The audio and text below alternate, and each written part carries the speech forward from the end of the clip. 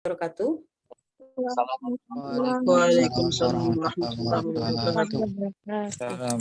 Bismillahirrahmanirrahim.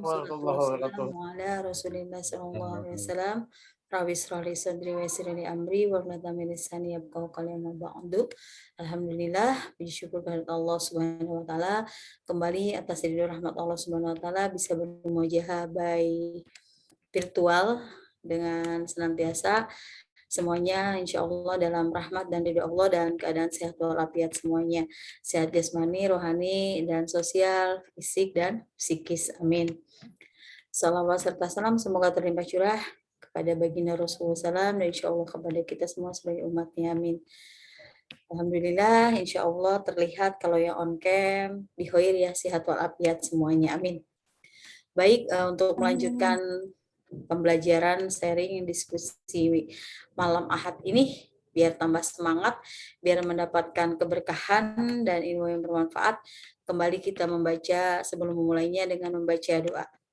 Berdoa mulai.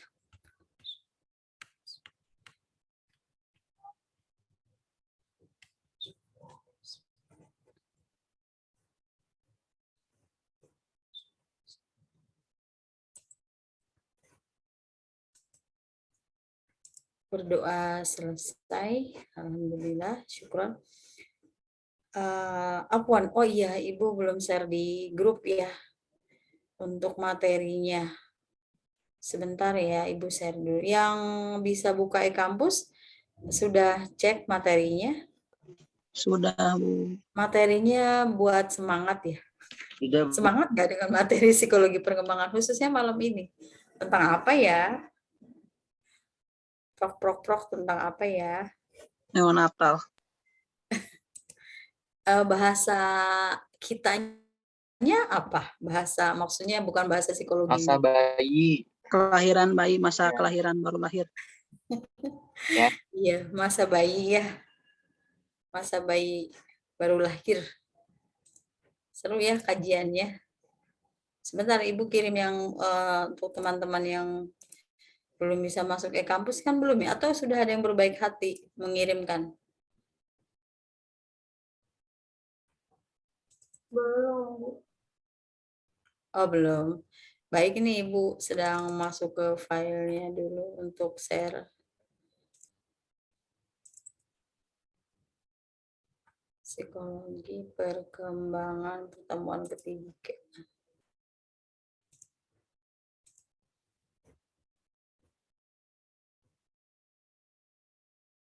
Baik, sudah.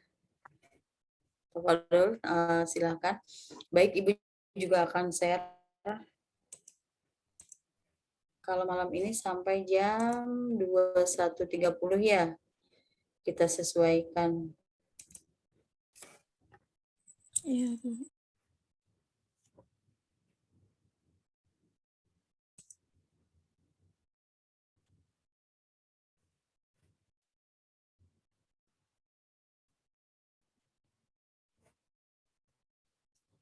Psikologi perkembangan neonatal.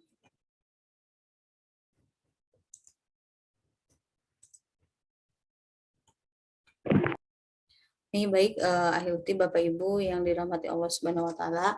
Pertama Ibu sampaikan dulu tadi sebenarnya mau double sama PPT tapi ternyata karena biasa ya. Biasa. Karena banyak tugas. Jadi sesuai yang di RPS aja. Di bab 3 ini sebenarnya memang periode neonatal atau masa bayi baru lahir.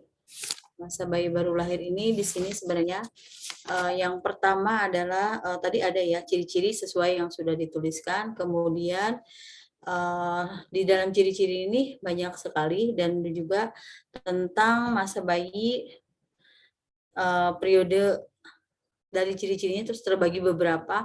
Kalau ciri yang pertama adalah pembagiannya partunet dan neonat. Kemudian dilanjutkan dengan penyusuan bayi neonatal, kemudian indikasi kesulitan penyesuaian sebenarnya ya yang ada materinya, yang punya paketnya enak bisa dipahami lebih maksimal. Kemudian ada juga jenis-jenis persalinan. Kemudian selanjutnya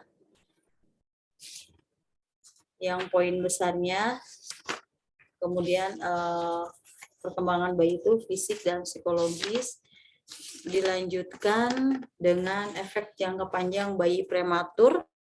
Pasti sahabat PKPI paham ya akan bayi prematur itu. Kemudian ada korelasinya nama yang menjadi potensi bahaya psikologis. Nah, cukup banyak yang di sini yang terlampir di materi periode neonatal atau masa bayi baru lahir. Nah, yang tadi Ibu sebutkan masa bayi neonatal, permulaan atau periode awal keberadaan individu dan bukan sebagai parasit di dalam tubuh ibu, karena tadinya segala sumber makanan tergantung dari apa yang menjadi atau yang dikonsumsi oleh ibunya ya, seorang ibu. Kemudian kalau misalnya tadi sahabat BKPI belum menyampaikan, kok Ibu tumben tidak ada tilawahnya atau landasannya? Karena sangat banyak ya tentang bayi ketika kita tercipta dari mudghah, alaqah, nutfah gitu ya, sampai menjadi seorang bayi dan terlahir disebut dengan insan. Karena juga ada khususnya Qurannya juga Quran surat Al-Insan. Nah, di sini pernah waktu itu dibaca oleh awal mula, apakah waktu itu yang saat di matkul IP yang Quran surat Al-Mu'min, Quran surat ke-23 ya, ayat 12 sampai 14 yang tentang terciptanya manusia itu dari saripati tanah. Ahyuti masih ingat ada catatannya nggak di pertemuan sebelumnya? Apakah itu di IP atau di psikologi perkembangan? Nah, kemudian selanjutnya di sini selama periode ini bayi sama sekali tidak berdaya, pasti ya, ketika makanya disebut bayi berarti tidak berdaya, lambat laun meningkat kemandiriannya. Di sini perkembangannya yang tadi disebutkan periode partunet mulai dari kelahiran sampai 15 atau 30 menit sesudah kelahiran. Nah, periode ini bermula dari keluarnya janin dari rahim ibu dan berakhirnya setelah tali pusar dipotong. Ini kalau bahasa di sini berarti mungkin asumsinya adalah lahirnya normal ya. Normal dan sesar mungkin pasti ada perbedaan dan juga ada persamaan. Pasti memang setelah diambil langsung dipotong tali pusarnya atau pusar bahasa kita ya. Kemudian neonat. Nah, dari mulai pemotongan yang tadi, pengikatan tali pusat, kalau yang sekarang era apa ya? Generasi Z mungkin ya kategorinya. Itu bukan dipotong terus diberi apa ya, tapi dijepit. Jadi kayak semacam bukan gantungan, penjepit pakaian. Ahyuti pahim ya? Paham, Bu. Pahim. Ini katanya gini, ini bahasannya buat ibu rumah tangga atau yang sudah walimah, kalau yang belum gimana, tapi ini sebagai pengetahuan. Jadi kalau untuk bukan di saat ini ya, beberapa perkembangan sebelumnya, jadi sudah dijepit aja, dipotong langsung dijepit. Nah, nanti jepitannya itu putus dengan sendirinya dalam waktu 7 hari atau 10 hari, kemudian biasanya disimpan sampai bahkan jelang dewasa. Jadi simpan di toples medis ya. Ada yang masih punya, jangan-jangan. Orang tuanya masih menyimpan. Ada enggak? Masih Bu, Banyak kan ada Bu. penjepitnya warna biru pada umumnya, karena warna medis. Lanjut ya. Ciri-ciri bayi neonatal. Nah, di sini ciri-ciri bayi neonatal tentu pertama adalah periode yang mendahului atau yang mengikuti. Kemudian gejala yang dapat dikaitkan dengan periode lain, tetapi yang muncul dalam bentuk yang berbeda selama bayi neonatal atau bayi baru lahir. Nah, di sini ada pun ciri-cirinya sebagai berikut. Periode tersingkat yang tadi di atas sudah sampaikan, dari mulai sejak kelahiran dan berakhir ketika bayi berusia 2 minggu atau 14 hari. Nah, ini di sini 14 hari lepasnya tali pusat pada umumnya biasanya kalau dalam bahasa di sini ya puput ya. Benar nggak sahabat PKPI? Ngerti puput nggak? Bukan Ya, puput, bukan puput nama ya. insan. Bukan puput nama someone ya, nama seseorang, tapi puput tali pusar. Maksudnya udah Iya, Bu. lepas. Tahu, Bu. Iya. Sama. Misalkan itu bahasa mana, Bu? Anak kan daerah ini nih ya, mungkin perbedaan bahasa tidak apa-apa, intinya lepas. Kemudian di sini kriteria fisiologis ketika bayi kembali gemuk setelah kehilangan bebek, karena biasanya bisa lahir 3,6. Kemudian Coba nggak terengit demi Allah. setelah berapa hari atau berapa pekan, sesuai di sini 2 pekan itu menyusut, nanti tumbuh lagi seperti itu. Itu karena penyesuaian. Makanya di sini penyesuaian diri yang radikal. Jadi ketika terlahir misalnya 3,6, apalagi Apuan nih, ada statement pernah dengar mungkin ya sahabat BKPI, yang ketika hamil ibunya senantiasa senang atau banyak mengkonsumsi air dingin atau mungkin apa memang minuman yang pakai batu es gitu ya. Itu nanti ketika hamil demikian pas saat lahir itu bayinya akan besar awalnya tapi cepat menciut gitu. Itu wallahu alam itu apakah asumsi dari masyarakat atau memang ada dari medisnya gitu ya seperti itu. Tapi apa kalau dipikir secara rasional mungkin bisa juga gitu ya. Mungkin ya kalau pakai rasional. Kemudian yang berikutnya, nah terhentinya perkembangan. Di sini pertumbuhan dan perkembangan pesat yang terjadi selama periode pranatal tiba-tiba terhenti pada saat kelahiran. Kan tadinya beratnya naik terlahir cukup sekian berat badannya, kemudian turun dan naik lagi seperti itu. Nah di sini makanya kemunduran atau BB turun. Selanjutnya nomor berikutnya fase neonatal. Nah ini merupakan pendahuluan dan perkembangan selanjutnya. Kemudian yang poin berikutnya di sini merupakan periode berbahaya bagi perkembangan fisik dan psikologis bayi. Jadi bayi, Afwan ini harus ya, ini harus jadi Haris udah kayak nama Hoteru, melakukan penyelesaian diri secara psikologis. Nah jadi pada masa bayi saat terbentuknya sikap dari orang yang berarti yang terdekat itu orang tua. Nah di sini penyelesaian bayi neonatal. Ini ada perubahan suhu, bernapas, mengisap dan menelan, pembuangan. Karena kan biasanya semua dari ibunya pas udah lahir. Jadi penyesuaian biasanya Apuan kalau yang misalkan kuning setelah lahir kuning dimasukkan ke ruang khusus atau disebut ada tempat namanya inkubator ya, ibaratnya dijemur secara listrik. Kemudian sama ya pernapasannya, bila tali pusar putus maka bayi mulai harus bernapas sendiri, kan tadinya dari orang tuanya ya. Ini bisa dibaca. Kemudian selanjutnya kondisi yang mempengaruhi penyelesaian diri pada kehidupan pasca Natal. Bukan Natal 25 ya. Bukan Natal 25 ya, sahabat PKPI. Ya, bukan 25. 25-12 bukan. Ada beberapa kondisi yang mempengaruhi pasca Natal. Lingkungan, jenis persalinan, kemudian pengalaman yang berhubungan dengan persalinan, lamanya periode kehamilan, prematur ada atau postpartum. Postpartum itu yang terlambat lahir, jadi lebih jauh dari ketentuan. Misal ketentuannya 9 bulan 10 hari, ternyata Apuan kalau dengar kisah zaman dahulu, ada yang sampai 12 bulan gitu ya. Pernah dengar nggak? Atau misalkan dari sahabat BKPI, oh iya waktu itu Ana 11 Bu, misalkan ada juga yang Apuan berapa?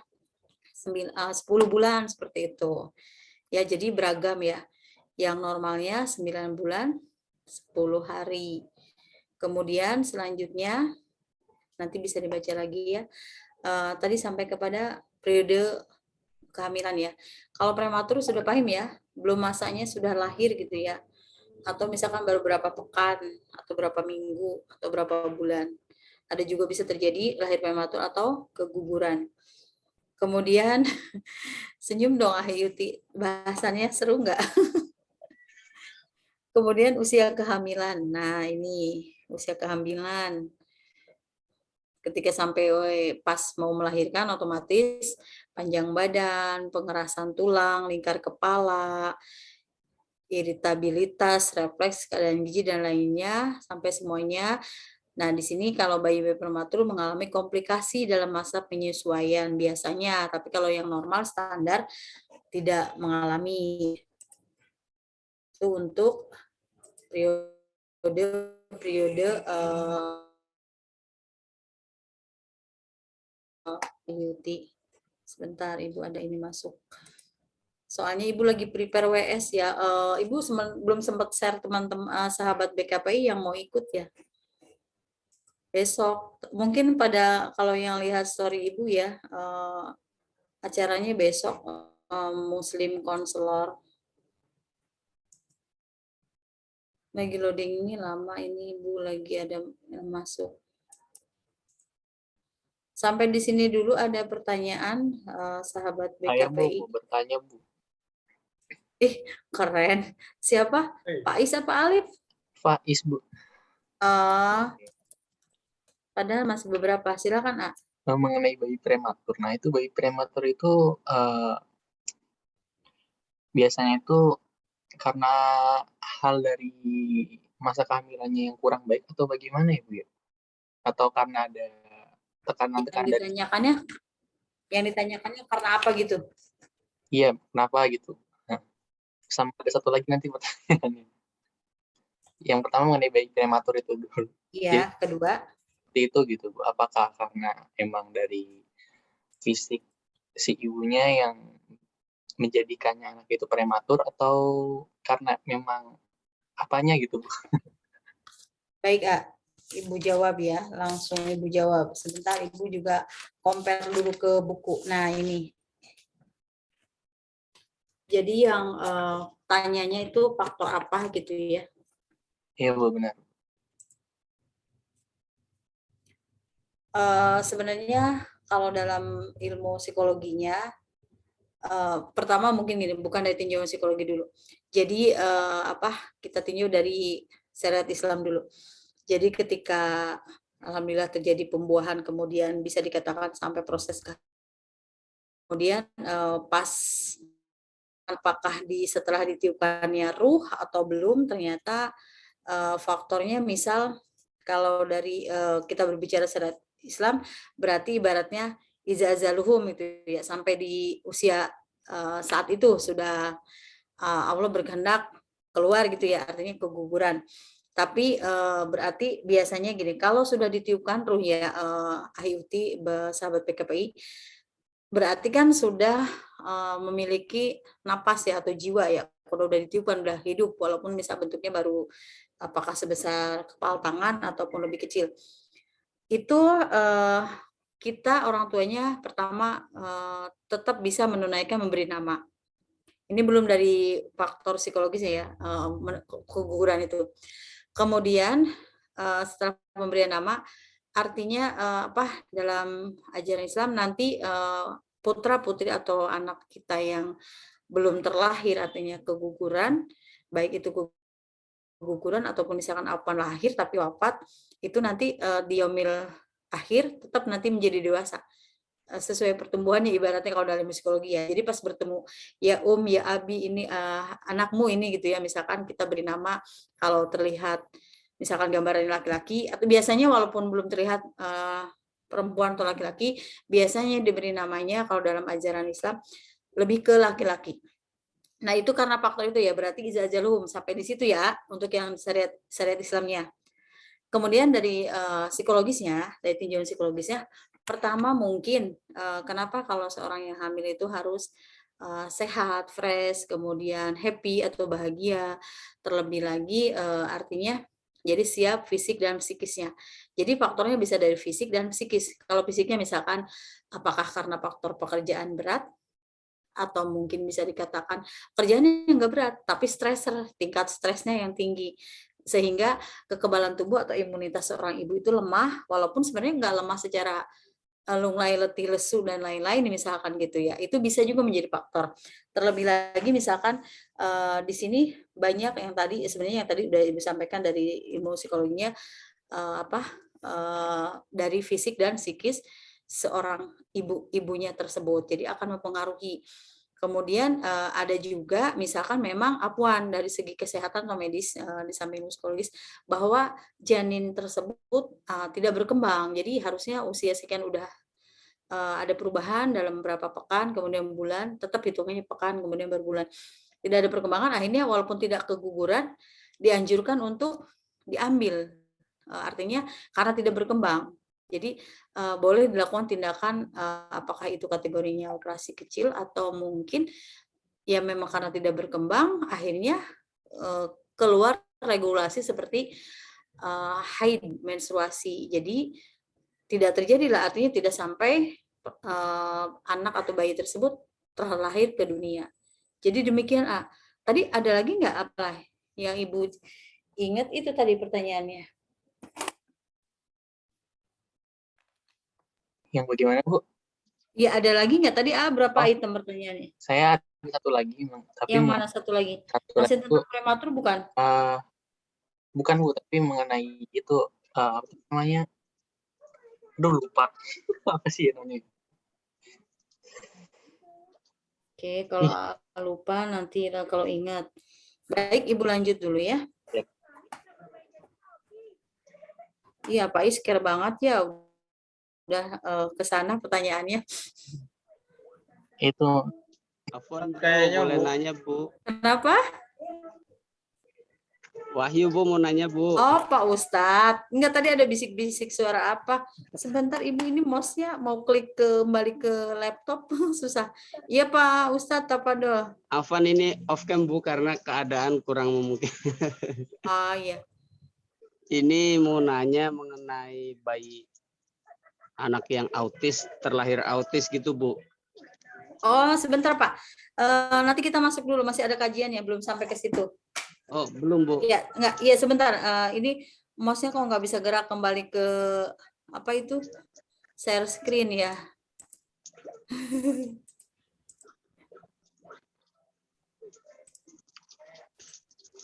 Ada di sini, ada bahasannya. Ini 5 Zen. Coba sebentar, stop dulu, nanti baru di share screen lagi. Boleh Pak, nggak apa-apa sebutkan dulu yang ditanyakannya, maksudnya autis apanya? Apakah itu penyebabnya ketika dari sebelum lahir? Apakah ada penyebab lain gitu Bu? Apakah katanya kan dalam agama Islam kan ketika wanita sedang berhalangan, sedang menstruasi gitu ya Bu ya? Itu kan nggak boleh ya, nggak boleh berhubungan. Terus mungkin sebagian orang ada yang kebablasan lah. Itu menyebabkan lahirnya anak itu menjadi autis. Apakah seperti itu? Apa gimana Bu? Oh, baik. Untuk Terima kasih Bu. ya, anak catat dulu ya. Penyebab intinya gitu ya, penyebab ya. Bu, saya udah siap tuh pertanyaannya. Penyebab anak autis gitu ya? Anak terlahir autis gitu ya? Atau mendapat di sini ada tadi kita sampai di tentang masa neonatal, kemudian suhu ini udah tadi ya. Kemudian lingkungan, jenis persalinan. Nah ini sebenarnya gini, kalau pertanyaan Pak Ustadz Wahyu, di sini kondisi yang mengaruhi penyusuan diri pada kehidupan pasca natal. Pertama kita tinjau, alhamdulillah ya, materinya tinjauannya kita bismillah selalu dari syariat Islam. Pertama memang betul ketika makanya di awal kemarin di pertemuan pertama tentang di sini waktu itu perkembangan manusia gitu ya, artinya pertumbuhan dan perkembangan manusia di awalnya di bab 1 atau di pertemuan pertama bahwa dan bahkan ada yang mereview pertama ketika kita yang menginginkan generasi Rabani atau Bahlul Karimah atau yang mungkin juga generasi yang smart gitu ya, generasi yang cerdas dan banyak sebutan yang terbaik dalam generasi tersebut. Pertama adalah kita tentukan calon pasangan hidup kita, calon suami atau istri kita. Kemudian sudah menikah sama-sama berdasarkan agama, kemudian sama-sama kita punya visi misi untuk mencetak atau memiliki betul-betul yang soleh. Nah, pertama tentunya ketika sudah menikah ada ikatan suami istri, pasti ada hubungan suami istri yang memang pasti dalam syariat Islam dari hal terkecil sampai terbesar itu sudah diatur, termasuk tadi yang kita bahas sekilas, tidak apa-apa ya, bukan hal tabu, artinya ini semua sudah dewasa. Jadi memang ketika syariat Islam dari mulai kita yang diajarkan oleh Rasulullah SAW itu adalah ketika kita sebelum tidur berwudu, kemudian belum lagi siwak atau gosok gigi, kemudian membaca doa, kemudian sholawat, terlebih lagi Al-Fatihah 3 qul, awal tengah dan Al-Baqarah. Kemudian dianjurkan juga sholat witir dan tilawah Quran surat Al-Mulk seperti itu atau Tabarok. Kemudian dalam keadaan wudhu juga tidur. Nah, otomatis ketika itu yang sudah dilakukan, berarti kan sudah syar'i ya, syar'i banget lah misalkan gitu. Nah, misalkan terjadi hubungan, berarti kita sudah sudah mengikuti sunnah-sunnah yang diajarkan bagi Rasulullah SAW. Dan termasuk ada doanya juga. Nah, dan kemudian tadi dibahas ya atau disinggung tentang ketika mar'ah atau perempuan atau istri sedang uzur syar'i, itu memang ibaratnya tidak boleh ya. Memang bukan ibaratnya, memang tidak boleh ya. Berarti ibaratnya jaga pandangan, menahan gitu ya, menahan id gitu atau keinginan seperti itu untuk supaya kita mendapatkan ridho dan keberkahan, artinya dengan suami istri itu. Nah, kemudian terkait pertanyaan itu, pertama memang ketika otomatis itu kan syariat, kalau dilanggar otomatis ada konsekuensinya ya, atau ibaratnya apakah itu bahasanya ganjaran. Nah, itu salah satu faktornya, bisa aja mungkin ya, ini mungkin ya, karena alam kalau berdasarkan ini. Tapi biasanya kalau anak special need, anak kategorinya di sini ada nih. Kalau di sini anak ibu tuliskannya nih nomor 4. Di sini bisa dipahami nomor nomor 4. Jenis persalinan. Di sini. Nih, mana ada yang tentang obat-obatan? Nih, yang berperan di sini adalah kepercayaan tradisional mengenai waktu kelahiran, jenis persalinan, misal bayi yang dilahirkan normal biasanya cenderung lebih kuat dan lebih cepat menyesuaikan diri dengan lingkungan. Kemudian lingkungan luar daripada bayi-bayi yang dilahirkan secara sesar atau SC. Wanita yang badannya lebih kecil seringkali melahirkan bayi-bayi yang meninggal ini apa jujur, atau membutuhkan alat-alat medis. Nah, bayi yang dilahirkan dengan alat-alat medis dapat mengalami CP, ketidakmampuan motorik dan lain-lainnya. Sebenarnya bisa ada beberapa. CP itu cerebral palsy ya, Ahyuti. Pahim ya? Cerebral palsy, pahim? Ini bahasa-bahasa psikologi. Cerebral palsy, pahim? Artinya apa ya, Pak? Belum. Belum tahu. Perkembangan otak yang tidak normal. Jadi bisa juga dikatakan yang tadi pertanyaan Pak Ustadz, wahyu. Ya. Jadi Bu, perkembangan otak tidak normal itu beragam. Ada autism, kemudian juga MR, mental retarded atau retardasi mental, terbelakangan mental, kemudian juga apakah gangguan bicara, apakah gangguan menulis, dan lain sebagainya. Misal dari awal tidak tampak, tidak terlihat, dari yang seperti tadi periode kelahiran, seminggu, 2 minggu, bulan pertama, selanjutnya gitu. Biasanya bahkan kadang orang tua yang mungkin apakah itu karena sibuk dan lain sebagainya, jadi belum menyadari bahwa anak-anaknya ada proses yang harusnya tumbuh kembang belum terpenuhi, terlewat.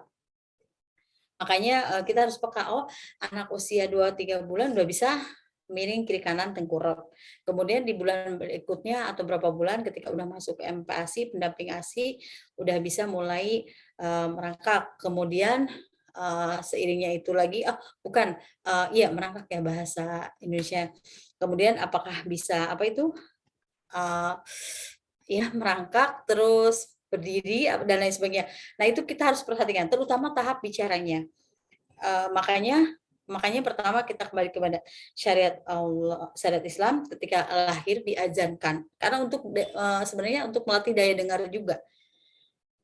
Karena khawatir misalkan apalagi bayi lahirnya tidak nangis. Kemudian ketika mendengar suara pintu kah, suara ada yang jatuh, tidak respon. Nah, itu kita harus peka. Loh, harusnya kan mendengar gitu. Misalkan tiba-tiba kita refleks atau ada kaleng atau apa yang jatuh gitu ya, atau benda-benda yang sekitar, bukan berarti niat sengaja gitu, tapi harusnya kalau bayinya sensitif atau peka berarti kaget terus nangis, ya memang bisanya nangis. Kalau misalnya enggak, kita loh kok ada suara ini enggak.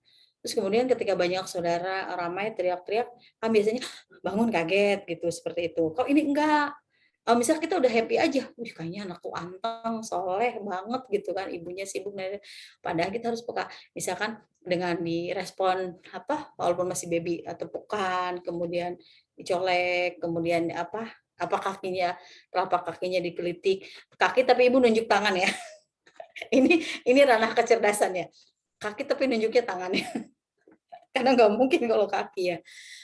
Pak Ustadz, demikian. Jadi intinya sebenarnya pertama bisa dari faktor obat-obatan, bukan obat-obatan psikotropik atau nafza ya, tapi itu juga bisa menjadi penyebab. Kemudian bisa juga memang ketika proses melahirkan, karena kalau yang sesar itu memang banyak obat-obatan ya, obat-obatan yang masuk sangat banyak. Bisa juga dari itu, tadi ada di poin yang nomor 4 atau 5 dari pengaruh obat-obatan. Kemudian bisa juga Pak Ustadz masih terdengar kan jawabannya? Iya, Bu. Bisa juga nih Pak Ustadz, Afwan, misalkan kondisi ibunya hamil tapi belum diketahui, misalkan terjatuh atau kecelakaan dan lain sebagainya, ada pengaruh dari CT scan, dari rongsen, dari pokoknya radiasi ya, itu akan berpengaruh karena usianya masih dalam hitungan hari janin tersebut. Nanti kalau dari segi medis ya, itu akan berpengaruh ke memang yang tadi CP, cerebral perkembangan otaknya. Jadi akan ada gangguan atau hambatan. Itu dari medisnya seperti itu. Hambatannya seperti apa? Salah satunya autism seperti itu. Apaan bisa dipahami Pak Ustadz? Ya, Bu, syukron, jazakumullah. Keren pertanyaannya. Ada lagi terkait itu Pak Ustadz? Mungkin yang lain, Bu. Oh, baik, syukron. Memang ini pertanyaan bagus karena suami juga memang fokus di anak-anak special need atau ABK, anak-anak yang berkebutuhan khusus. Itu ketika kita review atau cross check datanya, sebenarnya orang tuanya sehat walafiat, fine, bahkan bisa dikatakan seorang seorang smart gitu, artinya yang di perusahaan punya kedudukan, kemudian juga latar belakang, background dan sebagainya. Ternyata pas dianalisa, kan waktu itu lahirnya kembar, ini just sharing ya. Yang satu melejit, maksudnya bagus gitu ya, progres perkembangannya. Yang satu qadarullah kebalikannya. Jadi butuh ekstra baik itu terapi, psikolog, kemudian dokter secara untuk treatment atau terapi dari obat-obatan seperti itu, bahkan sampai karena orang yang berada ya kategorinya menengah ke atas gitu, sampai berobatnya kemana? Ke luar negeri seperti itu, karena ingin anaknya normal sama dengan kakaknya seperti itu. Karena pas di cross check ternyata faktor yang tadi Anda katakan, obat-obatan. Jadi terlampau banyak ibunya pasca melahirkan ataupun saat mengandung mengkonsumsi obat-obatan zat kimia. Artinya misalkan ini penguat kandungan, ini rada nyeri, pereda nyeri dan lain sebagainya seperti itu. Ya bisa dipahami Bapak Ibu. Ahyuti, berarti sedikit lagi ya, masih ada sedikit lagi. Atau iya nih, ini masih nomor 3 ya. Nah ini persaingan yang pernah itu ibunya. Nah ini tadi udah Ibu sampaikan ya nomor 3 ya, tentang obat-obatan ya. Kemudian lamanya periode kehamilan, ini tadi udah apakah, nah ini juga berpengaruh Pak Ustadz Wahyu ya, lamanya kehamilan. Kemudian usia kehamilan, nah ini misalkan ya. Dan biasanya ya, ini pengalaman dari histori yang sudah ada gitu, yang tadi kembali dikatakan, misalkan kalau misalkan di nomor 5 ini ya, hamil sudah besar atau udah usianya jauh ya, tapi dilihat pas USG itu kok ini masih segini di bawah standar, ternyata nih pas mau diteropong dari hasil USG itu akhirnya disampaikan oleh dokter, Bapak Ibu, kalau ini dilanjutkan sampai lahir nanti perkembangannya begini-begini terhambat, karena ini buktinya misal terlihat dari hasil USG itu harusnya lingkar kepala sekian, panjang tangan, panjang kaki, ternyata ini bisa dikatakan keluarnya atau nanti akan lahir dengan cacat bawaan gitu. Nah itu nanti biasanya dikomunikasikan. Berarti apakah nunggu tetap normal terasa lahir atau dilakukan operasi? Boleh nggak demikian? Misalkan ya ketika harus mengutamakan antara ibu dan anak keselamatannya, bukan berarti memang pembunuhan, tapi karena ini pun tidak tumbuh dan kembang. Ibaratnya asupan-asupan gizi itu tidak sampai kepada bayi atau janin tersebut dalam kandungan. Ini di sini nomor 5. Karena ada yang demikian. Makanya waktu itu sampai konsultasi tingkat tinggi, kemudian tetap menunggu, dan memang ternyata qadarullah di proses operasi sesar tuh ibaratnya astagfirullahaladzim ya, benar-benar bukan ini untuk pembelajaran. Jadi ibaratnya bisa buat shock semuanya yang melihat gitu ya, melihat bayi tersebut, dan memang ternyata sudah tidak bernapas. Jadi saran dokter tersebut tuh apa ya? Bukan jadi landasan ya, artinya tidak mengada-ngada gitu ketika menyampaikan, oh ini tidak bisa dilanjutkan kehamilan ini, seperti itu. Baik, nomor berikutnya ya. Nah ini nomor 6, sikap orang tua, ibu atau ayah. Nah ini sangat berpengaruh, walaupun dari saat bayi, artinya kepada bayi. Terkadang mungkin yang diskusi kita kemarin ya, baby blues dan lain sebagainya itu berpengaruh kepada bayi. Ya istilahnya baby blues. Kemudian nah ini perawatan, ya di sini berpengaruh juga perawatan, yaitu ada 3 aspek: perhatian kepada bayi, kemudian stimulus atau rangsangan, kemudian tingkat kepercayaan orang terdekat, terutama ibu ya. Nah di sini teman-teman sahabat BKPI pas waktunya ya. Atau mau ada pertanyaan lagi? Ini tadi udah dibahas sebenarnya ya sahabat BKPI. Bu izin bertanya Bu. Sudah, ya. Ini Afwan dulu tanya. Ini sudah terlihat? Sudah. Tuliskan jenis persalinan, gampang. Makanya waktunya tidak terlampau lama. Kemudian yang berikutnya, nah ini tadi udah dibahas barusan, kondisi yang mempengaruhi sikap orang tua kepada bayi. Kemudian kemampuan sensoris bayi itu apa aja sih? Yang tadi udah disebutkan ya, misalkan ketika kita mau mensembuh bayi harus diapakan, terus kemampuan sensorisnya responnya kepada kita seperti apa. Kemudian bahaya bayi neonatal, bahaya fisik dan psikologis. Nah yang terakhir, tadi udah disebutkan juga, nama yang menjadi potensi bahaya psikologis. Pahim? Abdul keren itunya. Pahim, sahabat BKPI, yang ini? Pahim, Bu. Pahim, Bu. Bisa dilihat di grup kan, Ibu, biar melihat semuanya. Ibu mau stop share ya, boleh? Boleh. Syukur. Tafadhol Bu Lia, pertanyaannya apa Bu Lia? Baik Ibu, syukran. Untuk pertanyaan saya, mengenai bayi cacat itu ada kolerasinya dengan orang tuanya atau tidak, Bu? Kan kalau orang zaman dulu itu biasanya misal ibunya lagi hamil, ayahnya kegiatan apa, terus apa sih bahasa Jawanya itu, kami tutut. Ibu, kami tutut, paham nggak, Bu? Amit-amit gitu? Apa sih bahasa kami tutut itu kayak dari misal ibunya hamil, terus ayahnya misal matiin ular atau kerja apa yang sekiranya memang nggak dibolehin, tapi ayahnya itu malah ngelakuin. Jadi efeknya ke bayinya ketika lahir, misal kayak cacat. Bersisik gitu.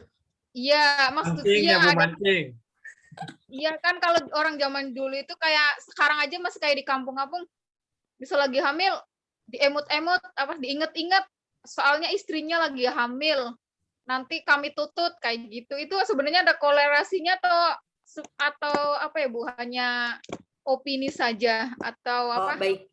Iya. Ya, baik. Ibu akan jawab. Sahabat BKPI sambil ya yang tadi 5 poin ya, nanti show to me.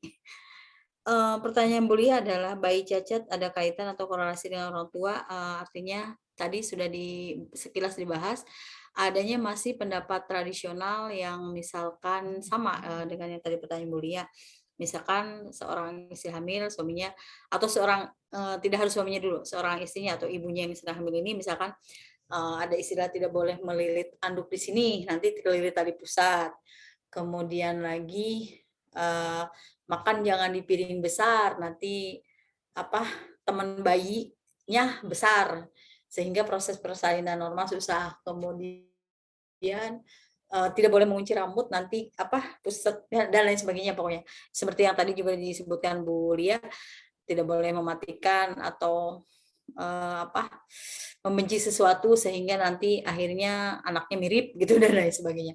Sebenarnya pertama tentunya itu semua adalah hanya mungkin istilah atau istilah pada di daerah atau di warga, kemudian yang turun temurun dari nenek moyang bahwa hamil itu harus begini, makan di piring kecil, kemudian tidak kalau keluar rumah harus pakai ada gunting di gunting atau misalkan peniti, kemudian atau paku yang ada jahe atau panglai ya, bapak-bapak nih. Sapu lidi Bu, sapu lidi. Ya, sapu lidi ataupun yang di sini disimpan set gitu ya, kayak susana gitu. Itu semua gitu. Sebenarnya yang tadi kembali dikatakan oleh Ibu bahwa itu hanya istilah atau kepercayaan nenek moyang. Sebenarnya ketika kita sudah khususnya di era zaman now, mungkin ghostnya udah pindah ke mall ya. Benar nggak? Setuju nggak? Ghostnya udah pindah ke mall. Jadi kita berarti jangan ke mall, di mall banyak ghost nih. Berarti sebenarnya ketika kita alhamdulillah melalui yang tadi udah dibahas ya, proses hubungan suami istri dan lain sebagainya, mengandung, sebenarnya kita hakul yakin ala kulli hal berserah diri sepenuhnya kepada Allah atas janin yang ada dalam kandungan kita dan kitanya untuk keselamatan di dunia akhirah. Kemudian juga untuk kesolehan dan solehan dengan memperbanyak amalan terbaik asal amala dari mulai tilawah, makanan yang thayyib, halal dan bergizi, kemudian pola makan, istirahat, kemudian senantiasa perbanyak sholawat dan tilawah. Itu semua tidak akan terjadi diiringi dengan keyakinan kita. Artinya gini, tidak percaya bahwa itu hanya istilah atau mitos. Baik, kita bekerja tetap bekerja sesuai ranah kerja kita. Kita bertugas misalkan perjalanan malam pada maghrib, biasanya orang tua jangan keluar pada maghrib. Ibu-ibu hamil misalkan gitu ya. Dan lain sebagainya, kalau keluar harus pakai paku, peniti, gunting dan lain sebagainya. Udah kayak mau tugas jadi perawat seperti itu. Nah, kita yakin Bu Lia, itu bukan, sebenarnya tidak ada korelasinya, itu hanya asumsi atau mitos yang terus berkepanjangan. Tapi di era saat ini sudah berangsur turun atau menipis atau berkurang. Jadi tidak ada lagi kepercayaan harus pakai peniti, harus pakai paku, harus pakai panglai atau jahe. Seperti itu. Bahkan anak sekarang, anak bayi lahir sekarang, Bapak Ibu, Uti, pahim yang di bedong itu dibungkus? Pahim, Dibedong, Bu. terus diikat di perut dan di kaki. Paham, Bu. Tangannya diginiin gitu ya, bayi itu ya. Sekarang udah enggak. Udah enggak ada bedong-bedong, bayi lahir. Kayak tergantung pulang. Iya. tergantung orang tuanya enggak sih, Bu? Iya, bisa jadi, Iya. bisa juga.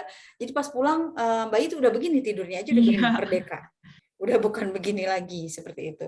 Tapi selama memang tidak ada berpengaruh ke perkembangan, misalnya tangannya jadi begini, itu nggak apa-apa. Artinya kita nggak harus dibedong juga, kasihan gitu, hanya kondisional aja.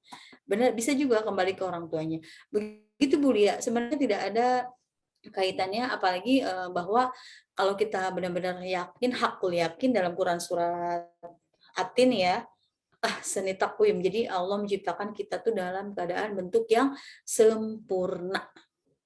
Terlepas misal ketika yang tadi sharing dari kisah ada orang tuanya normal semua, ternyata pas USG, oh ini pertumbuhan kepalanya begini, atau bisa juga yang hidrosefalus kepalanya besar dan lain sebagainya, itu beda lagi, artinya mungkin memang kita diyakinkan oleh Allah Subhanahu wa taala memiliki kesabaran yang kuat sehingga memiliki atau diberikan ujian yang seperti itu, misalkan seperti itu. Jadi intinya insya Allah sahabat BKPI yang semuanya kita udah backgroundnya pahim Al-Quran, landasan Al-Quran dan hadis, ya insya Allah ala kulli hal semuanya itu atas kehendak Allah Subhanahu wa taala, dan Allah Maha mengetahui kapasitas kita.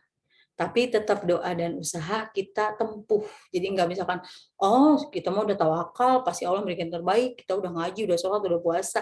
Tapi tetap upaya-upaya yang disyariatkan, yang diajarkan baginda Rasulullah SAW, kita tempuh. Seperti itu. Apun mulia sudah terjawab. Alhamdulillah Ibu, syukran kasiron. Wah iya Ki, oh lagi fokus jawab nih. Ayo number one siapa? Bu, saya mohon maaf Bu, pengen nanya Bu. Tafadhol Pak Budi, Pak Manajer, sehat Pak Budi. Habis itu saya, Bu. Alhamdulillah sehat. Amin, amin. Ini Bu, Boleh. Iya Pak Isbul. Iya tafadhol Pak Budi. saya pengen nanya, ini real Bu ya. Jadi ponakan saya usianya itu 4 tahun, hampir 5 tahun, 4 tahun setengah ya. Yang kalau saya lagi nge-zoom tuh sering ikut tuh. Itu kalau ngomong itu masih belum nyambung kalau diajak ngobrol itu. Jadi dia tuh kayak asik dengan dunianya sendiri. Terus perbendaharaan katanya juga belum banyak. Disebabkan itu dari kecil tuh orang tuanya kayak membiarkan dia sama HP gitu, ngelihat tontonan di HP.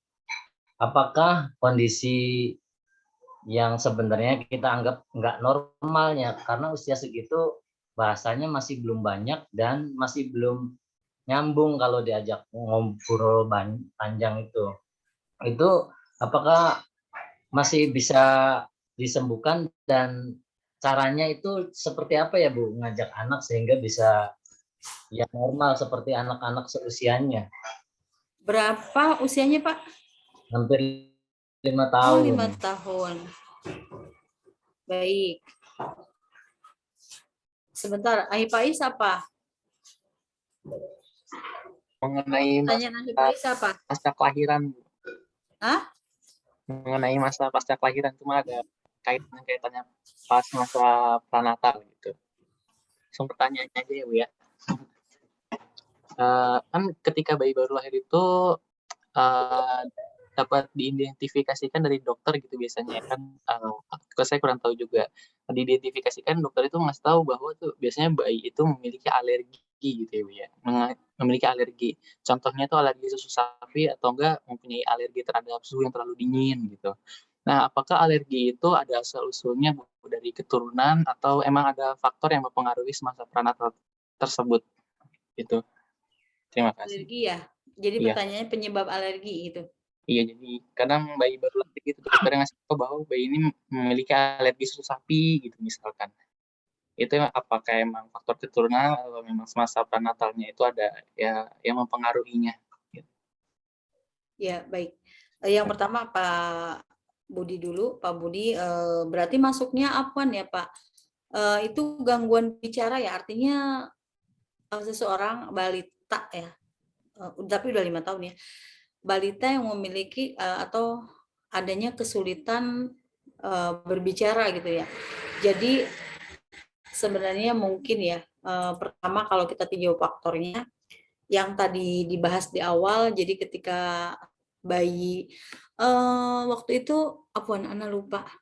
Bapak-bapak pernah lihat yang tentang ciluk bayi itu? Jadi Ibu, ternyata Sony baru mau ini. oh ternyata Baru udah mau kebaca jawab sama pertanyaan nomor 2 maunya. sudah kebaca sama Ibu A.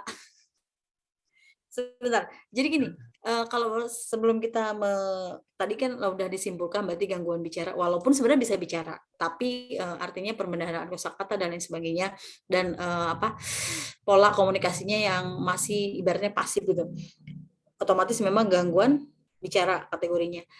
Mengenai penyebabnya tadi sebenarnya udah dijawab juga, udah disampaikan oleh Pak Budi. Artinya makanya ketika kita yang tadi di poin ke-6 ya, peran orang tua terhadap bayi, perkembangannya. Jadi dimulai dari contoh tadi cilukba atau panggilan nama walaupun baby, biasanya respon ya ataupun senyuman, usap pipi, elus dan lain sebagainya.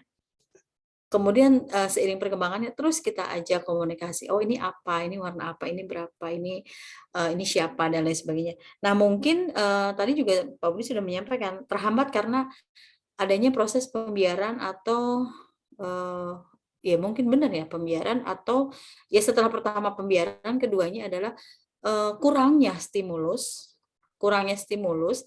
yang diberikan orang terdekat itu berarti orang tua.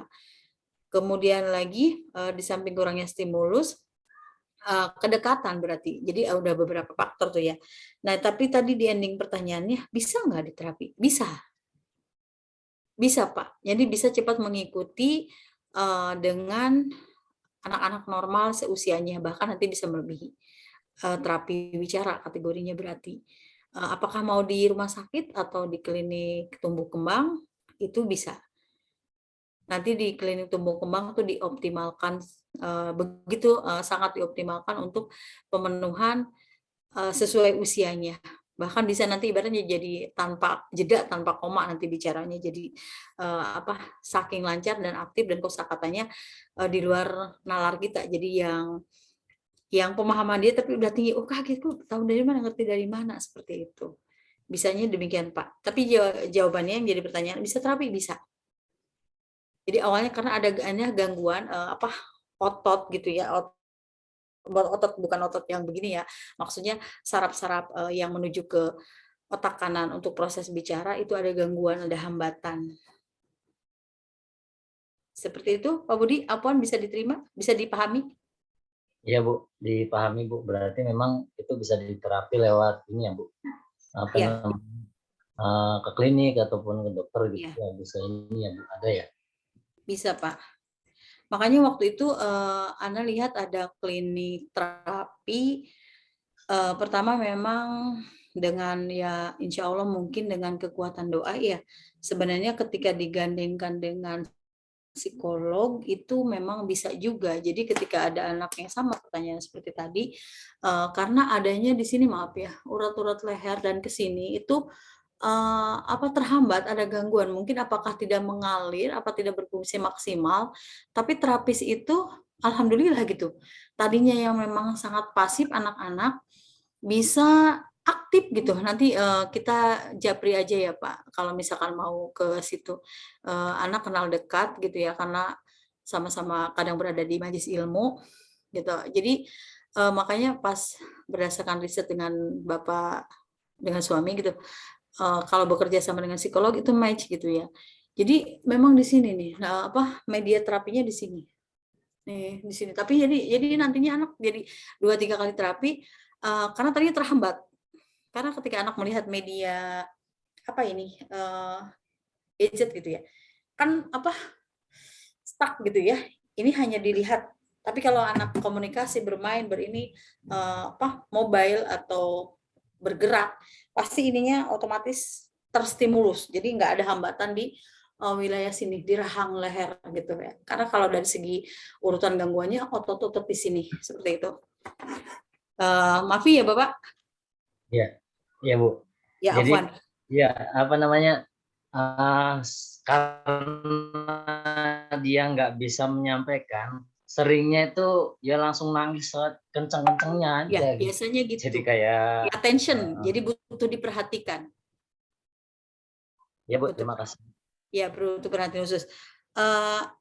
Hipais tentang alergi. Nah, alergi ini biasanya kalau dari periode kehamilan, melahirkan, terus perkembangan bayi neonatal itu ada hubungannya. Jadi yang biasanya distimulus ternyata enggak. Akhirnya ketika biasanya zonanya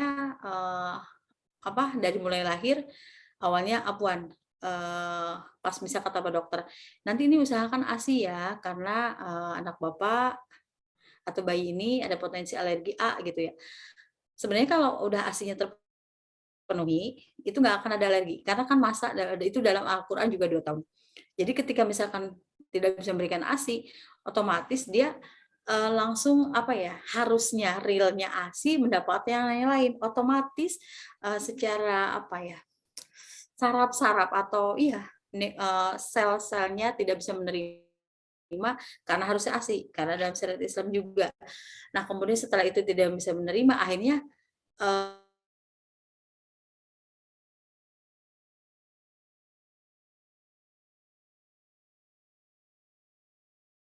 bahwa ini kalau makan atau minum ini alergi akan merah-merah.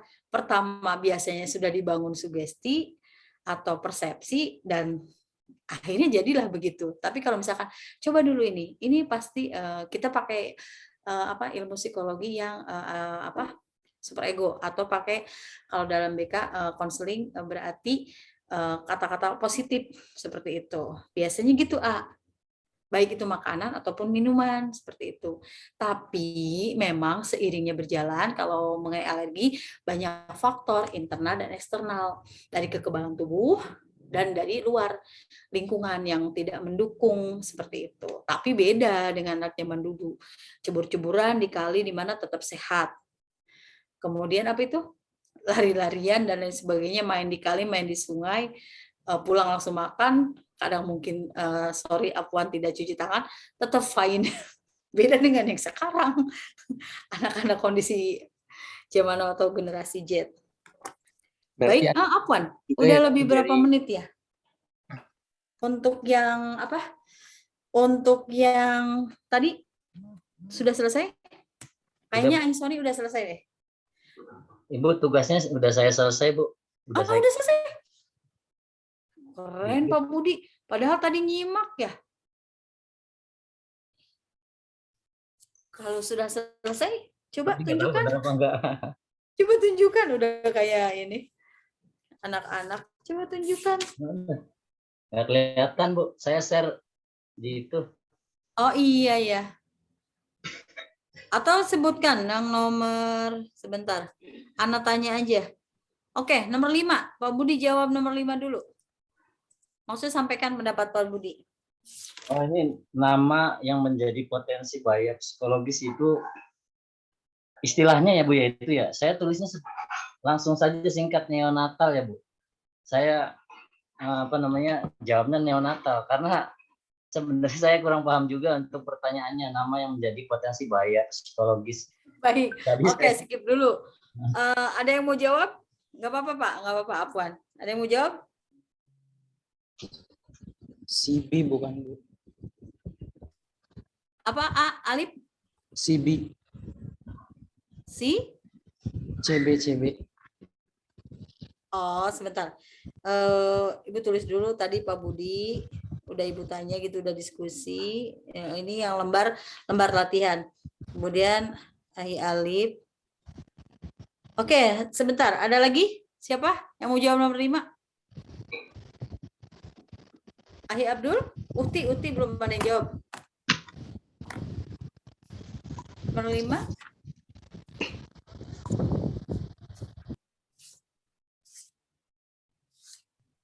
Ayo. Ternyata udah mau selesai ya, cepet banget.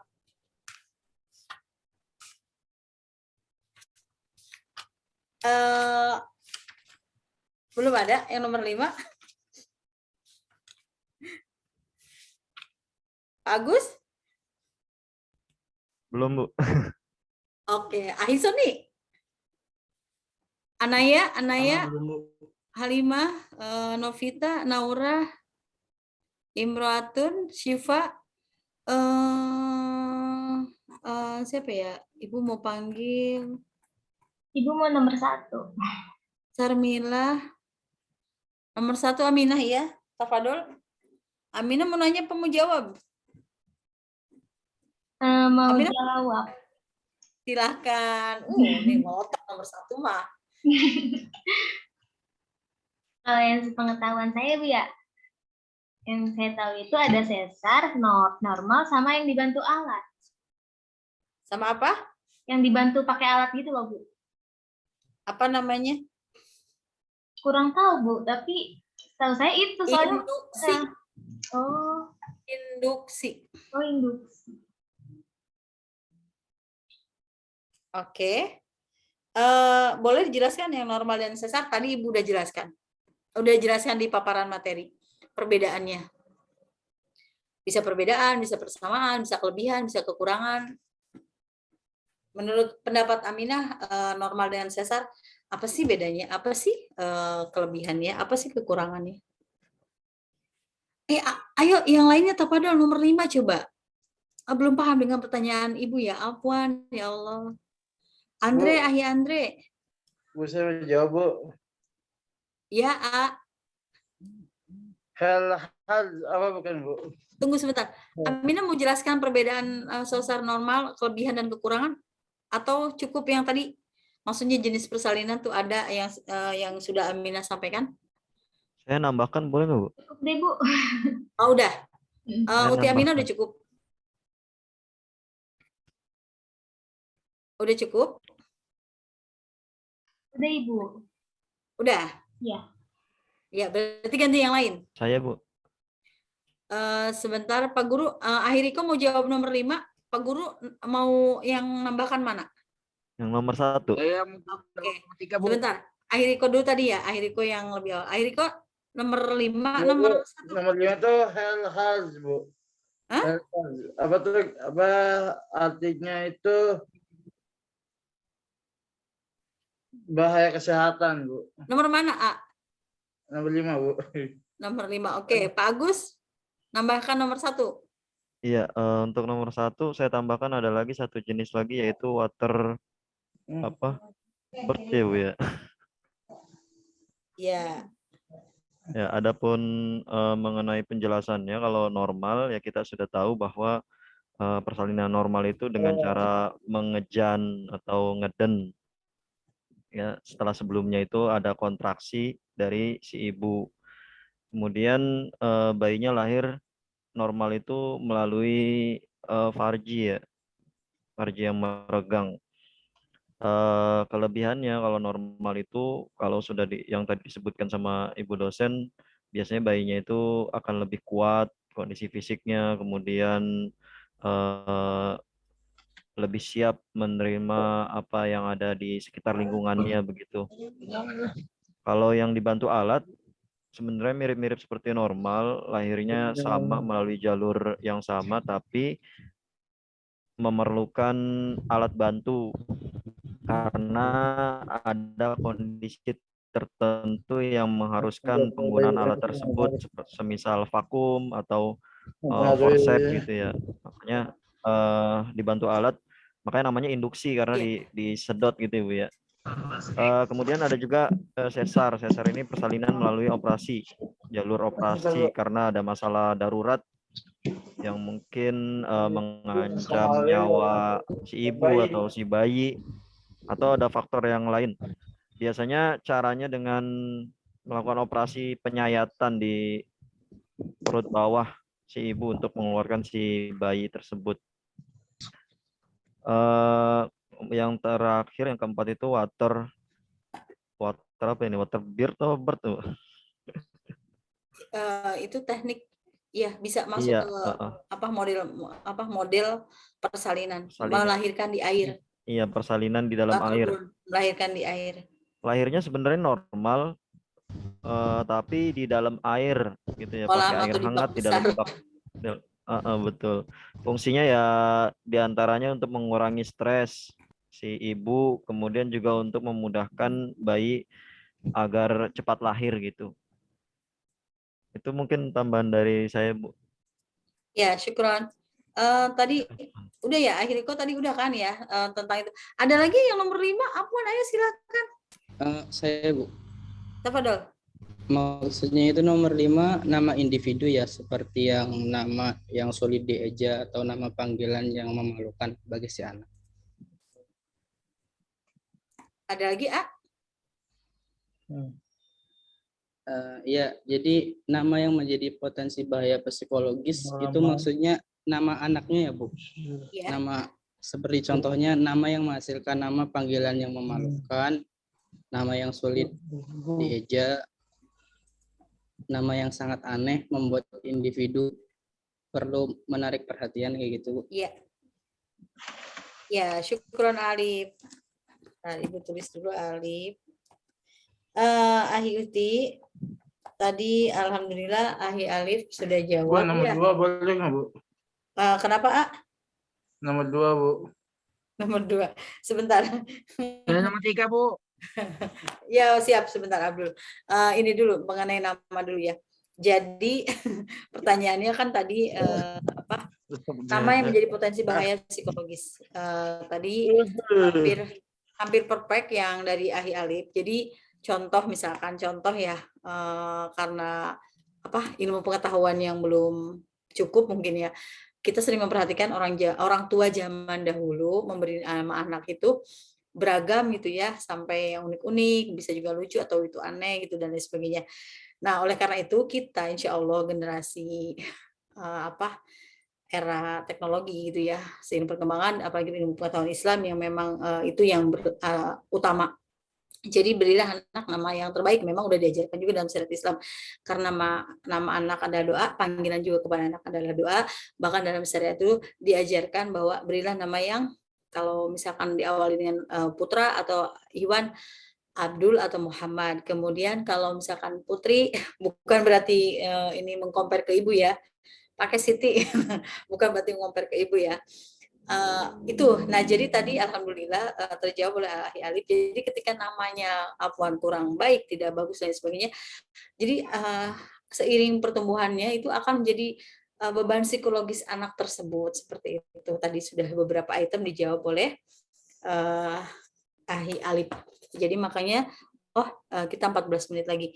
Jadi nama yang sangat umum atau namanya yang aneh yang tadi udah Ibu katakan, kemudian baik itu nama untuk laki-laki atau perempuan atau nama anak laki-laki tapi kok ke perempuan misalkan atau sebaliknya gitu.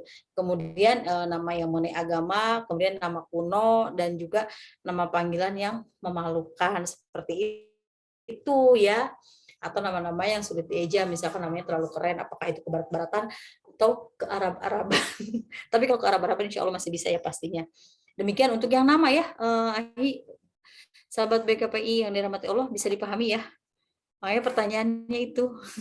Baik, berarti tadi yang sudah registrasi itu Abdullah ya? Abdul? Tadi?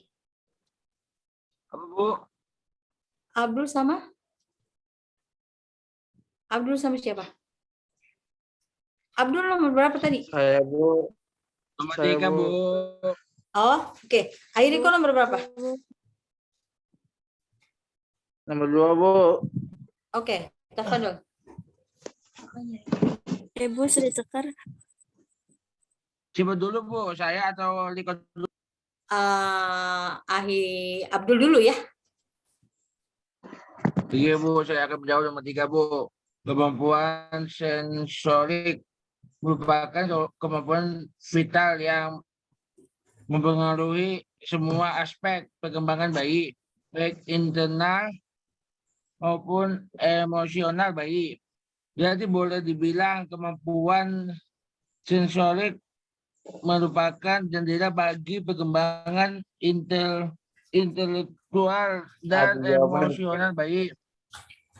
Dengan kemampuan inilah bayi mendapatkan pengalaman yang akan menjadi dasar tingkah lakunya kelak, Bu. Udah, Bu. Ya, syukran, A. Jadi dari mulai penglihatan, pendengaran, penciuman, pengucapan, kepekaan dan juga kepekaan kulit ya. Ketika kalau kepekaan organik ketika lapar dan lain sebagainya itu sensori bayi. Oke, syukran Ayah Abdul. Akhiri kok.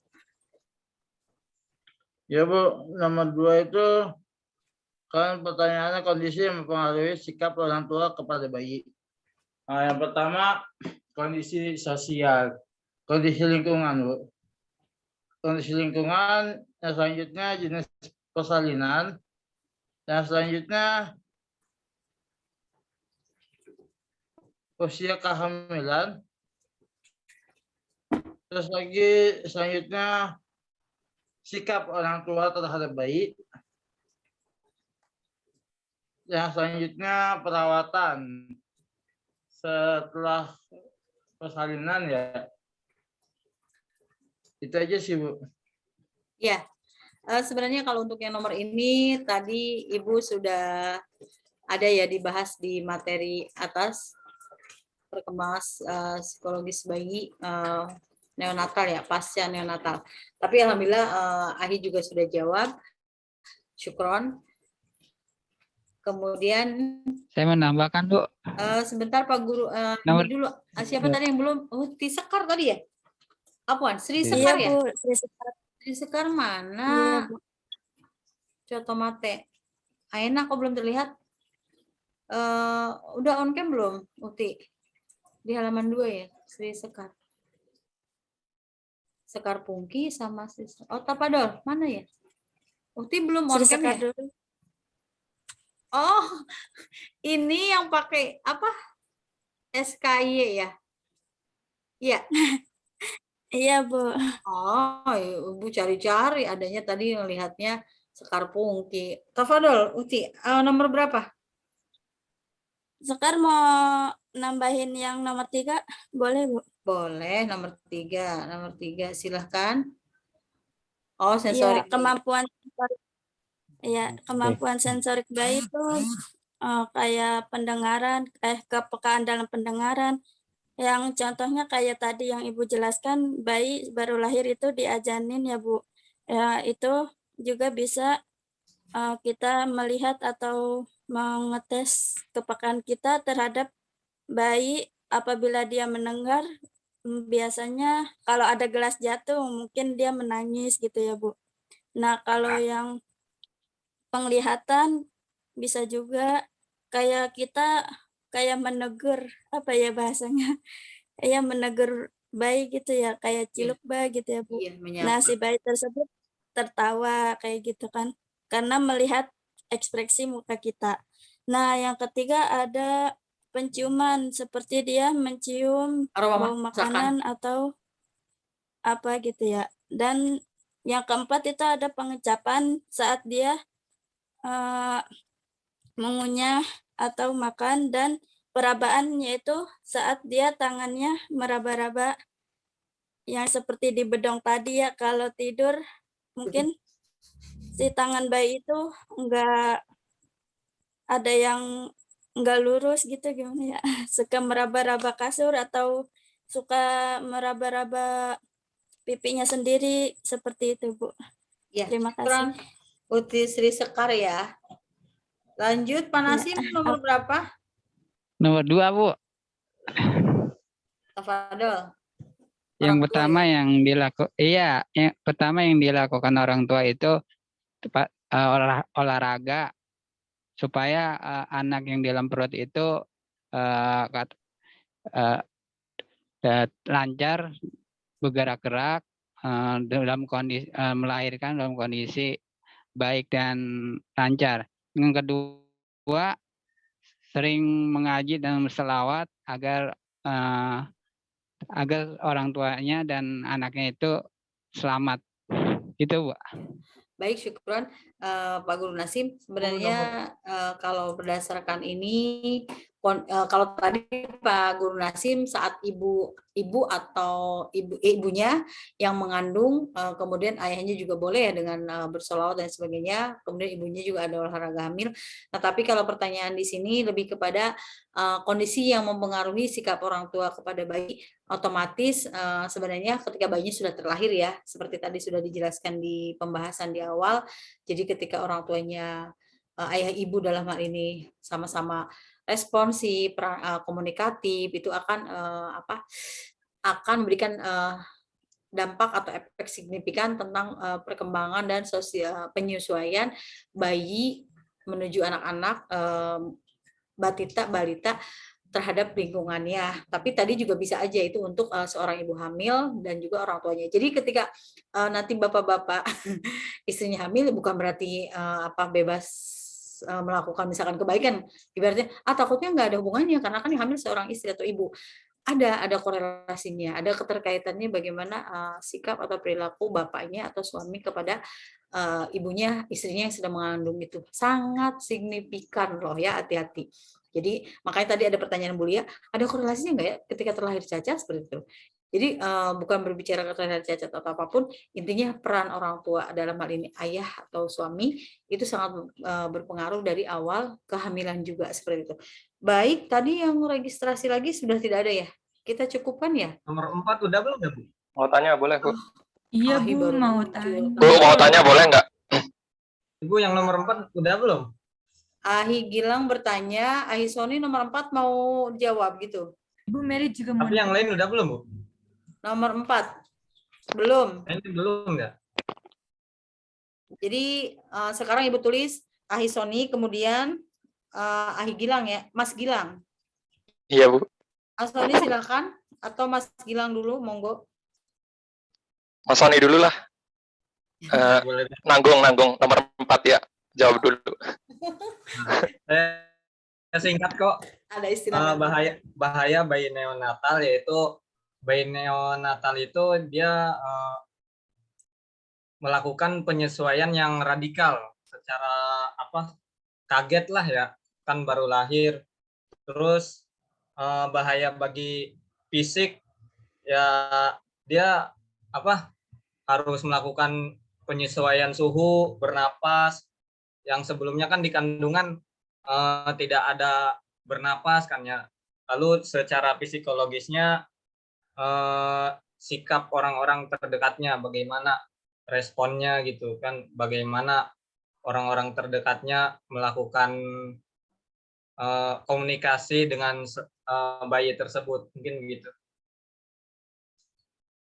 Ya, syukur nak. Betul, yang tadi sebenarnya udah dijelaskan di awal ya, tentang bahaya bayi neonatal. Mas Gilang, Afwan, silakan pertanyaannya. Iya, Bu. Hampir sama pertanyaannya Mas Budi. Kalau Mas Budi kan tadi keterlambatan bicara ya, Bu. Kalau saya, ini cerita real juga, ponakan saya beberapa tahun yang lalu itu mengalami keterlambatan berjalan.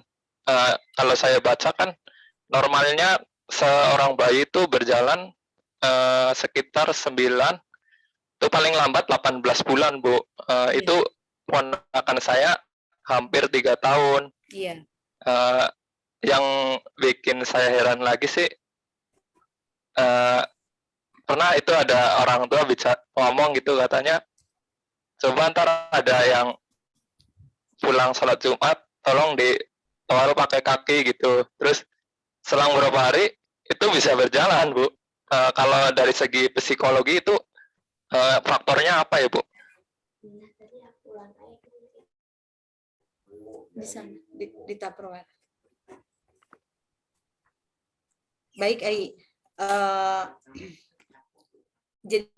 Jadi pertanyaannya tentang bagaimana terapi terhadap anak-anak yang mengalami terlambat berjalan ya. Tadi lucu ya ininya secara mitos ya, itu kategorinya mitos, yang pulang Jumat terus atau pakai jalan di rumput di pagi hari di lapangan, atau satu lagi pakai pohon ini jenis kayak pohon hijau kecil, asam-asaman gitu ya, itu katanya dipukul-pukul. Ada juga yang pakai tulang rusa, karena sama waktu itu anaknya teman ibu juga demikian, di usia berapa belum gitu ya.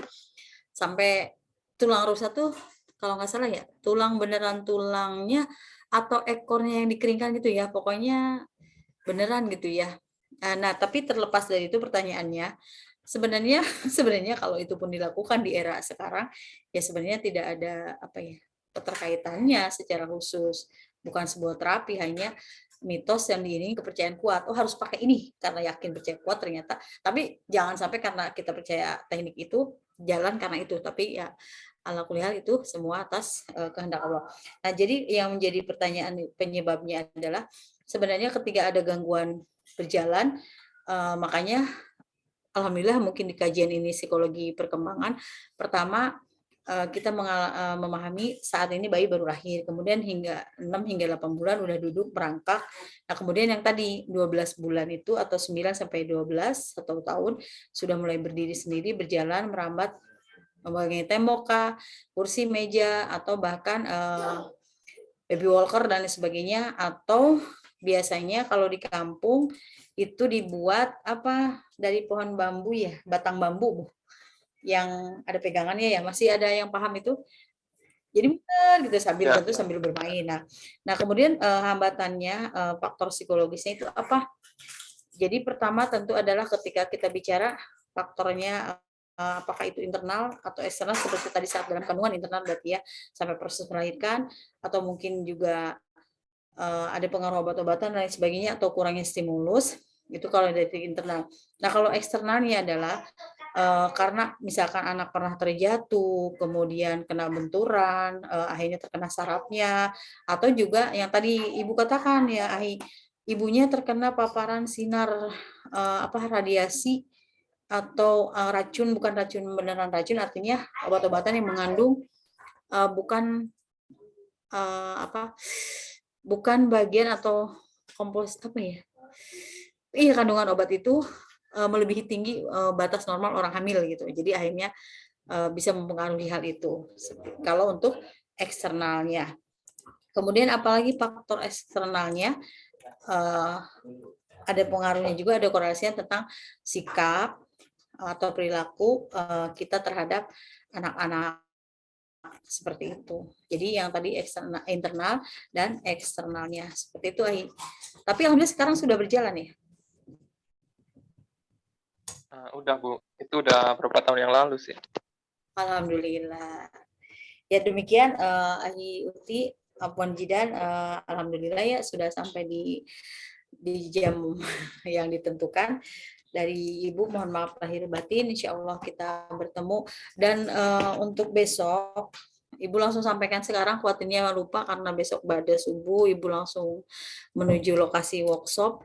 Jadi untuk IP yang sekarang sudah paham, misalkan oh berarti Ibu izin, Ibu akan usahakan untuk Zoom, mudah-mudahan bisa karena sebagai ketua panitianya juga gitu ya. Jadi otomatis semuanya susunan acara dan sebagainya Ibu bertanggung jawab penuh. Khawatirnya belum bisa Zoom ya. Tadinya Ibu maksudnya plannya Ibu usahakan untuk Zoom, salam sapa dan lain sebagainya nanti, tapi Ibu pamit gitu.